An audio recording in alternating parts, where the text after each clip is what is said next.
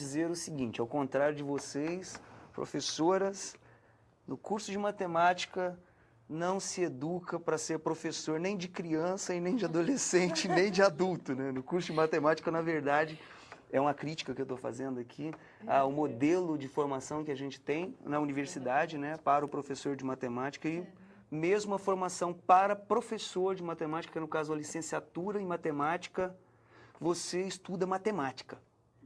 Enfim, estudar a parte de você lidar com o humano, ela fica muito esquecida, ela é pouco valorizada nas universidades e, de fato, você estuda muita matemática, resolve muita lista de exercícios. No final das contas, a gente sai sem saber discutir na sala de aula e a gente sai sem saber matemática também, porque, de fato, a gente não discute matemática, a gente faz lista de exercício, né? Então, quer dizer, é uma crítica que eu deixo aqui para a matemática. Então, é uma luta para a gente de todo jeito, né?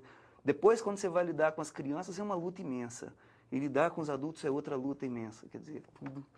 Então, de certa forma, lidar com a matemática e relacionar essa matemática ao humano é uma situação muito complicada, embora depois que o ser humano modelou a matemática, criou a matemática e diluiu essa matemática no mundo, então o mundo passou, as relações sociais passaram a depender desses conhecimentos matemáticos que estão colocados e estão postos aí.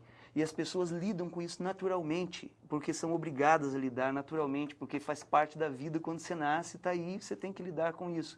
De fato, a gente chega na escola e tira completamente essa carga diária do mundo da matemática e começa a lidar com o conhecimento abstrato, né? Herança dos gregos. Bom,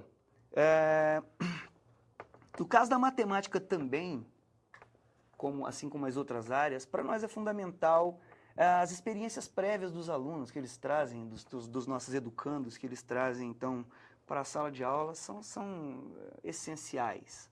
Na matemática, elas são essenciais. Depois eu quero fazer, enfim, alguns comentários a respeito de algumas situações das aulas que a gente puxa essa discussão para a matemática, enfim, o que acontece em determinados momentos, em alguns comentários, em algumas discussões que o próprio aluno discute a partir do mundo de casa dele e que a gente traz para poder discutir a matemática na escola, né? Então, o que vem antes, o anterior e conhecer esse educando para nós é fundamental.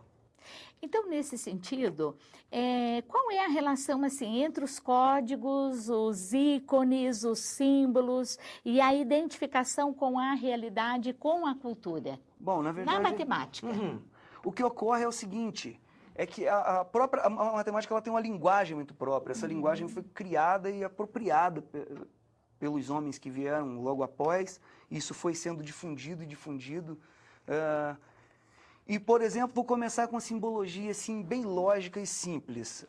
Vamos pegar os símbolos numéricos, por exemplo, os algarismos, criados aí pelo homem na sua necessidade de representar as quantidades e operar com essas quantidades. Digamos, esses símbolos,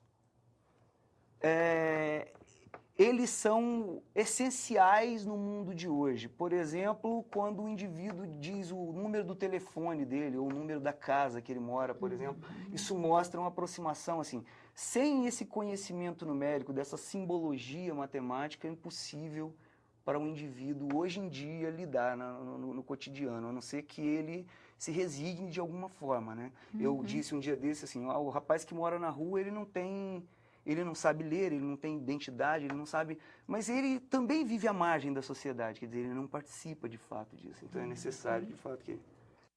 Eu queria me meter aqui na questão da linguagem, até porque, como curiosa, né, sobre a linguagem e aquisição da linguagem, e assim... sabendo que a linguagem perpassa todos os conhecimentos. Então, a grande articuladora do conhecimento é a linguagem, a gente sabe disso. Então, eu não queria esquecer de dizer, a gente troca muito, né, eu e a Rosângela, porque durante muito tempo, quando se falava em linguagem, não se pensava na matemática, por exemplo. Exato. Não se pensava na arte. Linguagem parecia uma coisa restrita aos professores de língua portuguesa. E não, a gente entende a linguagem hoje na perspectiva das linguagens, dos códigos, das simbolizações, né? Naquilo que representa o mundo. Então, a gente entende a linguagem do ponto de vista verbal, sim, oral e escrito, na simbolização do mundo via a palavra falada e via a palavra escrita, mas entende o mundo também na perspectiva da sua representação não verbal, que são essas imagens que estão nos cercando, as cores que nós vestimos, os gestos que fazemos, as caretas, né? Enfim, tudo isso, as coisas que usamos, o jeito que cortamos o cabelo, e isso tudo a gente precisa aprender a ler. Os números, por que o 3 é um número tão sagrado, o 7, né, é um número tão sagrado, o 666 já não é tanto. Enfim, a gente tem que, para ler o mundo de forma competente e libertadora, né, enfim, eu tenho que saber todos esses códigos. Então, quando a gente fala em linguagem e alfabetização, tem que pensar em todos esses códigos. E restringir a alfabetização a ler a palavra escrita e o código restrito a um conjunto de 26 letras, ou seja, ao alfabeto, não estar alfabetizando, porque alfabetizar é levar o sujeito a compreender o caráter simbólico da linguagem nessa perspectiva ampliada. Né? Então, eu digo que eu estou alfabetizando, mas não estou. Eu estou trabalhando com a mecanização de um conjunto muito pequenininho de letras. Porque a grande sacada, né, o grande passo na Lua é eu compreender como é que 26 letras são capazes de simbolizar tudo que eu tenho por dizer, já foi dito, que eu vou dizer. É o caráter simbólico da linguagem. Isso vai acontecer na matemática, na arte, enfim, em tudo que é linguagem, né? Então, eu pensei que 3 aspectos em relação à linguagem são importantes da gente lembrar quando está trabalhando em qualquer área do conhecimento.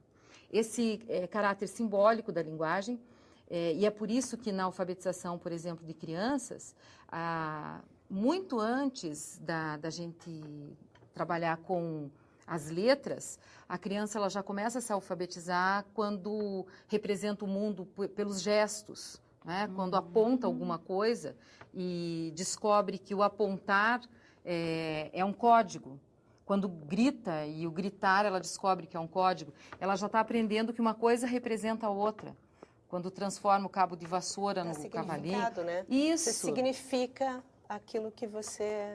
Então, esse processo de simbolização, ele é um processo de alfabetização.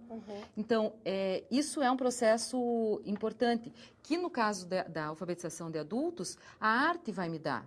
Vai mostrar para o adulto que esse óculos não é mais um óculos, agora passou a ser o namorado daquele óculos.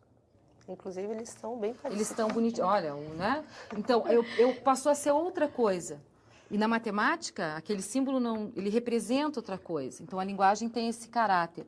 A outra questão é que a linguagem, ela é humana e humaniza. Eu só me humanizo via linguagem, né? Eu sou apresentada ao mundo via linguagem. E a terceira questão é que ela só é aprendida na interação humana. Então, essas características da linguagem, elas são importantes nas nossas ações alfabetizadoras em qualquer área do conhecimento. Vamos a um breve intervalo, o Hora Atividade volta já.